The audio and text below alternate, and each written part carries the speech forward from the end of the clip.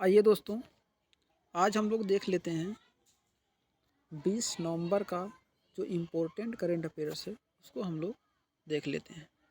चलिए स्टार्ट कर लेते हैं। तो दुनिया की पहली ड्रोन मध्यस्थता पशुधन टीकाकरण सेवा शुरू किस राज्य में हुआ है? तो इसका आंसर होगा अरुणाचल प्रदेश। ठीक, तो अरुणाचल प्रदेश में ही स्टार्ट किया गया है। इससे होगा क्या?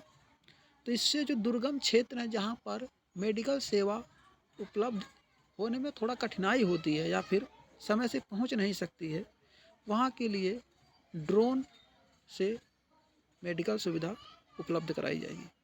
ठीक, तो अरुणाचल प्रदेश में इसके बारे में तो आप लोग जान ही गए क्या है ये ड्रोन मध्यस्थता पशुधन टीकाकरण। अब हम लोग चलते हैं थोड़ा सा अरुणाचल प्रदेश के बारे में देखते हैं। देखिए, अरुणाचल प्रदेश यहाँ पर बोमडीला दर्रा है, यहाँ पर अयांग दर्रा है। अयांग दर्रा से होकर के ही ब्रह्मपुत्र नदी हमारे भारत में प्रवेश करती है। ठीक, और यहीं पर है दिफू दर्रा, अरुणाचल प्रदेश में ही है। यहाँ पर एक राष्ट्रीय उद्यान है जिसका नाम है नामदफा, तो इसको भी ध्यान में रखिएगा। अभी देखिए, भारत की सबसे पूर्वी जो बिंदु है वह किबथू है। ठीक, जो अरुणाचल प्रदेश में ही होती है। और सूर्य जब उदय होता है तो भारत में सबसे पहले उजाला वहीं पर होता है। ठीक, और सबसे बाद में अंधेरा कहाँ पर होता है? तो गुजरात में। ठीक, और देखिए हम लोग चलें तो यहाँ पर तो सबसे पूर्वी पॉइंट हो गई क्या? किबथू। और सबसे पश्चिमी पॉइंट गोरमोता है जो कि गुजरात में। ठीक, और सबसे उत्तरी पॉइंट जो है वो इंदिरा काल है जो कि जम्मू कश्मीर में है।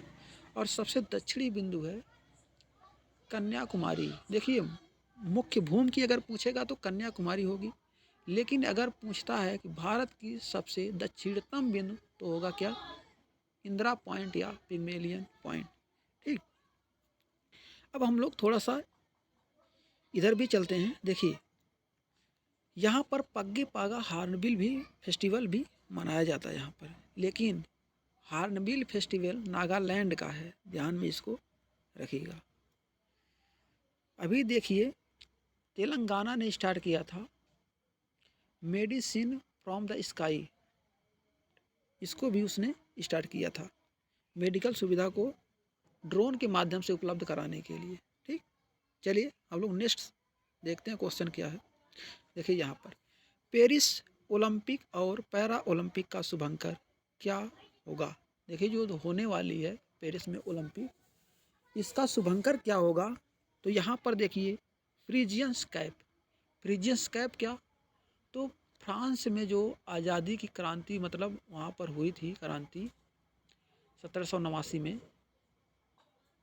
वह 1789 में जो हुई थी उसी का ये चिन्ह है। ठीक, इसे आज़ादी कैप भी कहा जाता है। ठीक, अभी देखिए इसका है तो हम लोग देख लेते हैं 32वीं ओलंपिक और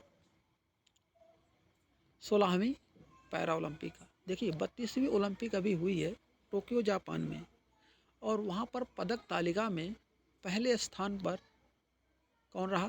तो अमेरिका रहा। और पैरा ओलंपिक में यहाँ पर 16वां क्रम था। और इसका शुभंकर यदि हम लोग देखें तो इसका था मिराई तोवा, और ओलंपिक का था सोमेटी। ठीक, यहाँ पर देखिए पैरी द बुल भी डाला गया है। तो ये यहाँ पर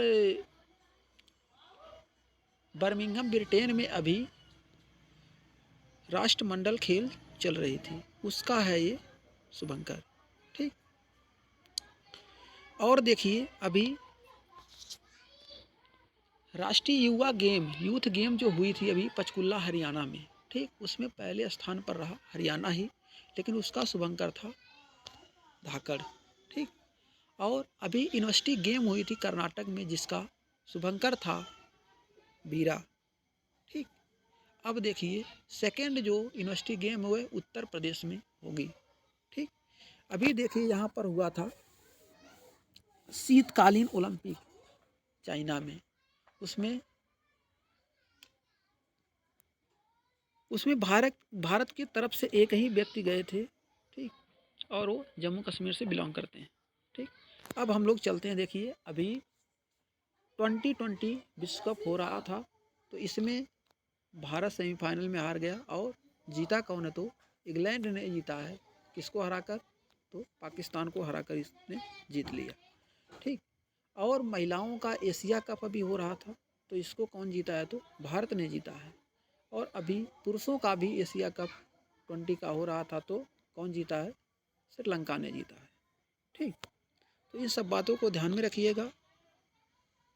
अब हम लोग चलते हैं नेक्स्ट क्वेश्चन की तरफ। देखिए यहाँ पर क्या है, पश्चिम बंगाल के नए राज्यपाल बने हैं। पश्चिम बंगाल के नए राज्यपाल बने हैं, इनका क्या नाम है, तो डॉक्टर सीबी आनंद बोस। डॉक्टर सीबी आनंद बोस यहाँ के राज्यपाल बने हैं। यहाँ पर ऑप्शन में थोड़ा सा दिक्कत हो गई है, यहाँ पर ऑप्शन में गलत डाला गया है। ठीक, तो आप लोग लिख लीजिएगा डॉक्टर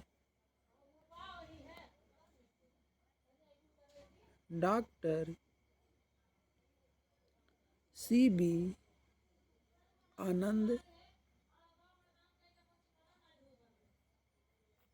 बोस। ठीक, तो इसको आप लोग लिख लीजिएगा।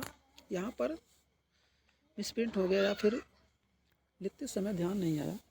ठीक, तो इसको ध्यान में रखिएगा, क्योंकि अभी देखिए पश्चिम बंगाल के जो राज्यपाल थे भगत सिंह कोश्यारी। अच्छा, भगत सिंह कोश्यारी नहीं थे, यहाँ पर थे जगदीप धनखड़, जो कि अभी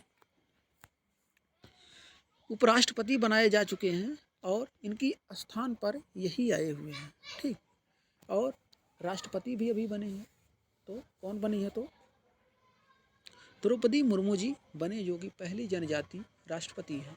ठीक, तो इनको ध्यान में रखिएगा। और पश्चिम बंगाल की बात आई है, तो हम लोग थोड़ा सा जान लेते हैं पश्चिम बंगाल के बारे में। देखिए पश्चिम बंगाल की इस समय सीएम कौन है, तो ममता बनर्जी जी हैं। ठीक, और पश्चिम बंगाल में देखिए यहाँ पर दार्जिलिंग की चाय, जिसे पहली बार जीआई टैग दिया गया था। जीआई टैग क्या, ग्लोबल इंडिकेशन संकेतक। ठीक, दार्जिलिंग की चाय को क्या ये 10 वर्ष के लिए दिया जाता है। और देखिए पश्चिम बंगाल के बारे में हम लोग थोड़ा सा और देखते हैं। पश्चिम बंगाल में सुंदरबन का डेल्टा है, जो कि विश्व का सबसे बड़ा डेल्टा है। और पश्चिम बंगाल में जलदापाड़ा राष्ट्रीय उद्यान है, इसको भी ध्यान में रखिएगा। और पश्चिम बंगाल के बारे में और देखें तो कोलकाता भी है, यहीं पर स्वदेशी आंदोलन भी स्टार्ट हुआ था यहीं से। 16 अक्टूबर 1905 को लॉर्ड कर्जन जब विभाजन करने का निर्णय लिए थे, तो यहाँ पर रक्षाबंधन दिवस भी मनाया गया था। ठीक, और ध्यान में रखिएगा पश्चिम बंगाल में कि यहीं से सबसे पहले अंग्रेजी का पत्र प्रकाशित हुआ था। इसका क्या नाम था, तो बंगाल गजट। बंगाल गजट पश्चिम बंगाल से ही प्रकाशित हुआ था। इसको प्रकाशित करने वाले जेके हिक्की थे। इसको प्रकाशित करने वाले जेके हिक्की थे। और यहीं से हिंदी का पहला पत्र भी प्रकाशित हुआ था। इसका क्या नाम है, तो इसका नाम था उदंत मार्तंड। 1826 में पंडित जुगल किशोर वहाँ से प्रकाशित किए थे। ठीक, इसीलिए 30 मई को पत्रकारिता दिवस मनाया जाता है। ठीक, अब देखिए पश्चिम बंगाल से राजा राम मोहन राय यही संबंधित है। और इन्होंने क्या किया था, तो मिरातुल अखबार भी निकाले थे और समाज कौमुदी भी निकाले थे। ठीक, आधुनिक भारत का उद्धारक भी इन्हीं को कहा जाता है। ठीक, भारत में आगे चले हम लोग, देखिए दूसरा क्वेश्चन हम लोग देखते हैं आगे। हाल ही में कहाँ पर डॉक्टर भीमराव अंबेडकर विधि विश्वविद्यालय का शिलान्यास किया गया, तो वो स्थान है जयपुर। जयपुर में ये स्थापित किया गया है, इनके महत्व को बताने के लिए या फिर प्रदर्शित करने के लिए। अब ध्यान में रखिएगा, इससे जुड़े फैक्ट जितने हैं इसको ध्यान में रखिएगा। एनहिलेशंस ऑफ कास्ट पुस्तक कौन लिखे हैं? तो यही लिखे हैं। एनिहिलेशंस ऑफ कास्ट पुस्तक इन्हीं के द्वारा लिखा गया है। और बाबा साहब भीमराव अंबेडकर जो कि प्रारूप समिति के अध्यक्ष थे। इस समिति में टोटल 7 सदस्य थे। इसमें से एक बाबा साहब भीमराव अंबेडकर थे और 6 अन्य थे। ठीक, तो इसको भी ध्यान में आप लोग रखिएगा। और डॉक्टर भीमराव अंबेडकर जी ने अनुच्छेद 32 को संविधान की आत्मा की कहा है। संविधान का अनुच्छेद 32 संबंधित है तो रिट से है। मौलिक अधिकार का हनन होने पर कोई भी व्यक्ति सर्वोच्च न्यायालय या उच्च न्यायालय जा सकता है। वहाँ से 5 तरह की रिट जारी की जाती है। ठीक, चलिए अब हम लोग देखते हैं नेक्स्ट क्वेश्चन। देखिए यहाँ पर किस राज्य सरकार ने रामायण और महाभारत सर्किट बनाने का निर्णय लिया है? तो इसको ध्यान में रखिएगा क्योंकि ये उत्तर प्रदेश से जुड़ा हुआ है और उत्तर प्रदेश की परीक्षाओं के लिए इम्पोर्टेंट हो जाता है। ठीक, तो इसको ध्यान में रखिएगा। उत्तर प्रदेश इसको बनाने का निर्णय लिया है। देखिए हम लोग उत्तर प्रदेश के बारे में हम लोग बात करें तो उत्तर प्रदेश अभी ब्रह्मोस निर्माण केंद्र कहाँ स्थापित किया जाएगा? तो लखनऊ में। और लखनऊ में ही सिंगापुर के मॉडल पर आधारित नाइट सफारी पार्क भी स्थापित किया गया है। ठीक, और लखनऊ जो कि नवाबों की नगरी कही जाती है। ठीक, इसे श्री राम के भाई लक्ष्मण जिन्हें बसाया था, इसी के नाम पर ये लक्ष्मणपुरी नाम था। ठीक, इसकी राजधानी की यदि हम लोग बात करें तो लखनऊ 1921 में आंशिक रूप से राजधानी बनती उत्तर प्रदेश की। इससे पहले इलाहाबाद हुआ करती थी और 1935-36 में इसको पूर्ण रूप से लखनऊ बना दिया गया, राजधानी उत्तर प्रदेश का। ठीक, और उत्तर प्रदेश में सबसे पूर्वी जिला बलिया है और सबसे पश्चिमी जिला शामली है और सबसे उत्तरी जिला जो है वह सहारनपुर है और सबसे दक्षिणी जिला जो है वह सोनभद्र है। ठीक, उत्तर प्रदेश में कानपुर चमड़ा उद्योग के लिए प्रसिद्ध है और यहाँ पर देखिए फिरोजाबाद चूड़ी के लिए प्रसिद्ध है। यहाँ पर लखनऊ चिकनकारी के लिए प्रसिद्ध है और मिर्ज़ापुर कालीन के लिए प्रसिद्ध है। और हम लोग देखें तो उत्तर प्रदेश में अभी 53वां टाइगर रिजर्व भी बनाया गया है। 52वां कौन था?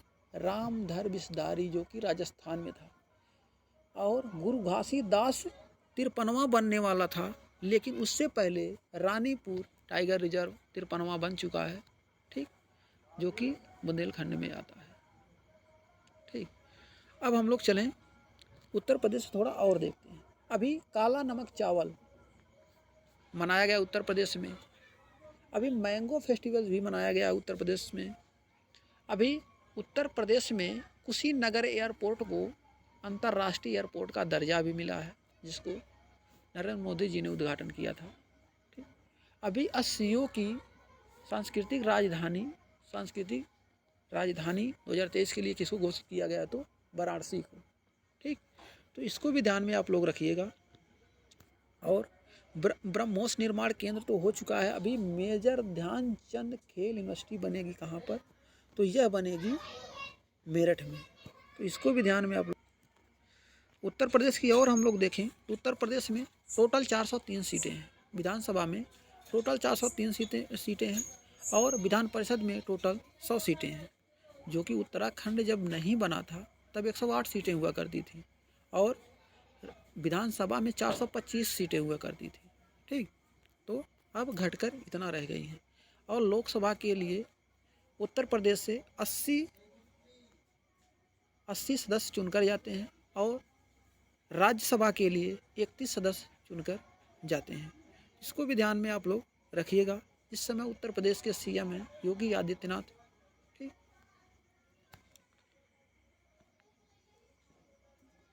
ओएनजीसी देखिए क्वेश्चन आ गया ओएनजीसी को। तो ओएनजीसी का जो चेयरमैन बने हैं नए, उनको ध्यान में रखिएगा, ये पूछा जाएगा। ठीक, मोस्ट इम्पोर्टेंट ये क्वेश्चन है। ठीक, इसके चेयरमैन कौन बने हैं तो अरुण कुमार सिंह बने हैं, ध्यान में रखिएगा अरुण कुमार सिंह को। ठीक, अभी देखिए यूपीएससी का नए अध्यक्ष कौन बने थे तो मनोज सोनी बने थे। ठीक, और अभी अगर देखा जाए तो भारती दास किसके बने हैं तो सीजीए, सीएजी नहीं सीजीए। ठीक, कंट्रोलर जनरल ऑफ अकाउंट, ठीक, इसके बने हैं। और द्रौपदी मुर्मू ऑप्शन में है तो ये भारत के राष्ट्रपति हैं। ठीक, और अभी देखिए सीएजी कैग के कौन है तो गिरीश चंद्र मुर्मू हैं। ठीक, और भारत के चुनाव आयुक्त इस समय कौन है तो राजीव कुमार हैं। भारत के 50वें मुख्य न्यायाधीश कौन है सुप्रीम कोर्ट के तो कौन है, डी.वाई. चंद्रचूड़ हैं। ठीक, तो इसको भी ध्यान में आप लोग रखिएगा। और यहाँ पर देखिए अब कंपनियों की बात आई है, थोड़ा सा हम लोग कंपनियों के बारे में भी देख लेते हैं। अभी देखिए बोकारो स्टील प्लांट, इसकी स्थापना किसकी सहायता से हुआ था तो रसिया की। ये है कहाँ, झारखंड में। और दुर्गापुर हुआ था ब्रिटेन की सहायता से, और है कहाँ तो पश्चिम बंगाल में। और इसी तरह से राउरकेला देखा जाए तो है कहाँ, उड़ीसा में, और किसकी सहायता से तो जर्मनी की। और भिलाई छत्तीसगढ़ में है, किसकी सहायता से तो रसिया की सहायता से बनाया गया था। अभी देखिए DRDO की स्थापना हुई थी 1958 में, इसी समय USA की नासा की स्थापना हुई थी, और 1969 में इसरो की स्थापना होती है। ठीक, और 12 जुलाई 1982 को नाबार्ड की स्थापना होती है। तो इन सब को ध्यान में आप लोग रखिएगा। आगे हम लोग चलते हैं और देखते हैं। तो ये नेक्स्ट क्वेश्चन है, आप लोग इस पर कमेंट करके बताइएगा इसमें से कौन सा ऑप्शन सही है। और सब्सक्राइब भी कर लीजिए, शेयर कर लीजिए, जल्दी बढ़ें तो हम लोग अच्छे से करंट इसमें पढ़ेंगे। ठीक, ओके, थैंक यू, धन्यवाद।